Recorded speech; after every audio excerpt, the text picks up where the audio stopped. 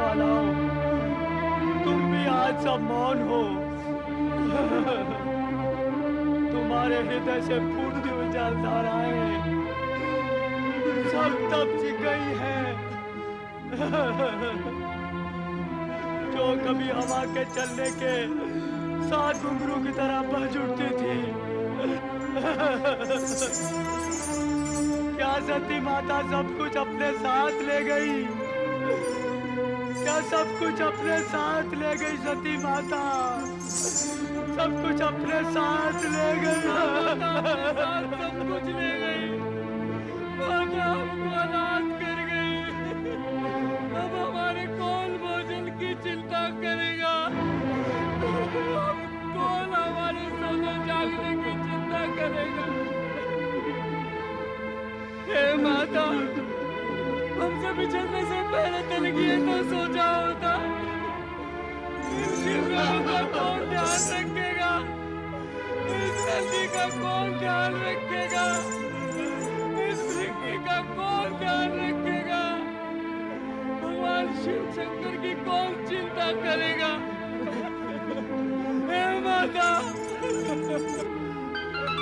हे माता। माता ने कदाचित प्रभु का वो विरहाकुल रूप देखा होता तो वास्तव में पछतावा होता कि वो प्रभु इच्छा विरुद्ध दक्ष महल क्यों गई। ना वहां जाती, ना विनाश लीला होती और न कैलाश सूना होता। हे माता, अब हम अनाथ किसकी ममता की छांव में पलेंगे। नारायण नारायण नारायण नारायण नारायण।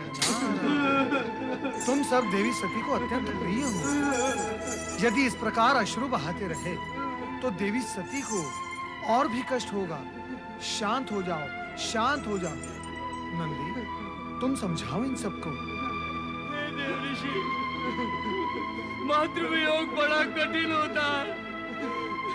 हमें तो ऐसा लग रहा है इस कैलाश के पथराए हुए शरीर पर अब जीवन नहीं, स्मित कभी नहीं खेलेगी, कभी नहीं।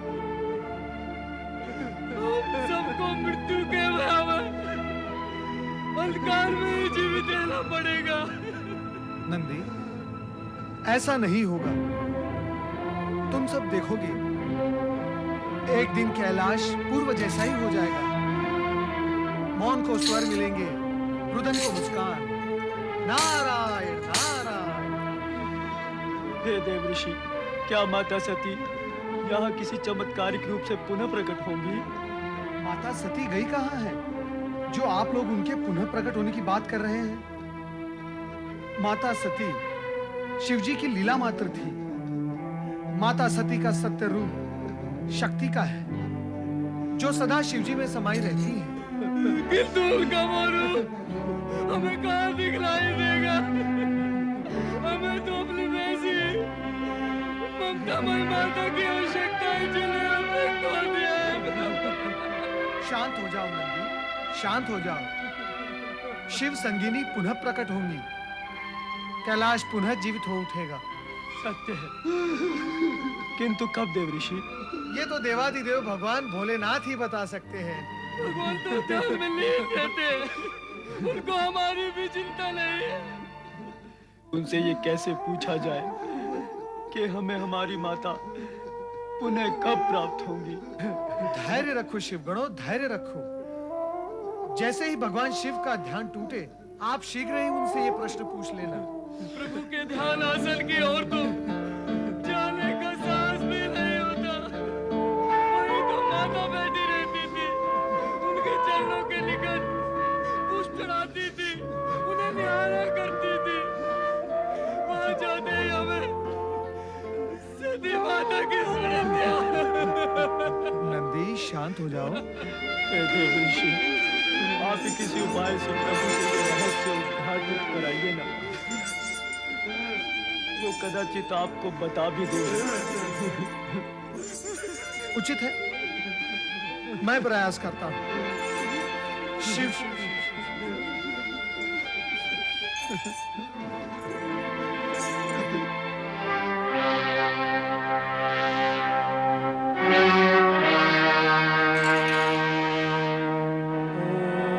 ओम नमः शिवाय।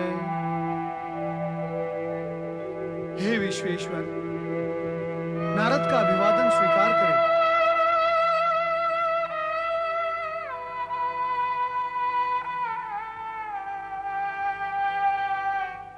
हे शिवशंकर, नारद का प्रणाम स्वीकार हो। हे महादेव, महादेव, मैं बड़ी आशा लेकर आपके पास आया था। हे महादेव, मेरी आशा के साथ साथ आपके प्रिय शिवगणों की आशा का तार भी जुड़ा हुआ है।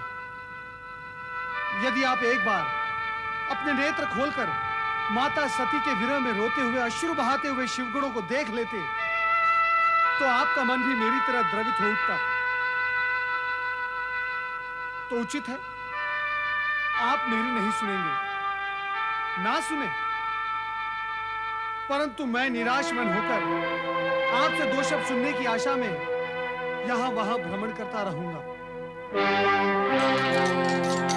नमः शिवाय, ओम नमः शिवाय। हे नारद,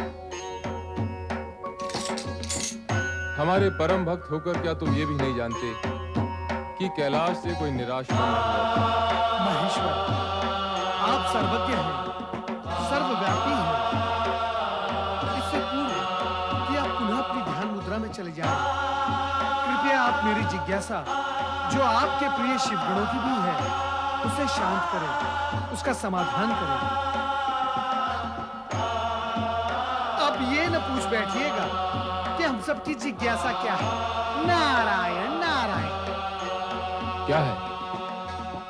माता सती के जाने से कैलाश ही नहीं, सारा संसार शोकमग्न हो गया है। नंदी, भृंगी, आपके प्रिय शिवगण रोते बिलखते एक ही प्रश्न पूछ रहे हैं कि माता सती नया अवतार लेकर कब प्रकट होगी, कब प्रकट होगी? विधाता के इस रहस्य को मैं कैसे उद्घाटित कर सकता हूं नारद? अभी अभी शिवगणों को तुमने स्वयं ही समझाया था कि शिव से शक्ति भिन्न नहीं है, तो अपने ही कथन पर अनास्था क्यों? हे नारद, शिव शक्ति की एकात्मकता ही सदाशिव है। जब जब सृष्टि में शक्ति के नारी रूप की आवश्यकता होगी, तब मेरे सदाशिव विग्रह रूप के अंदर एक से दो होने का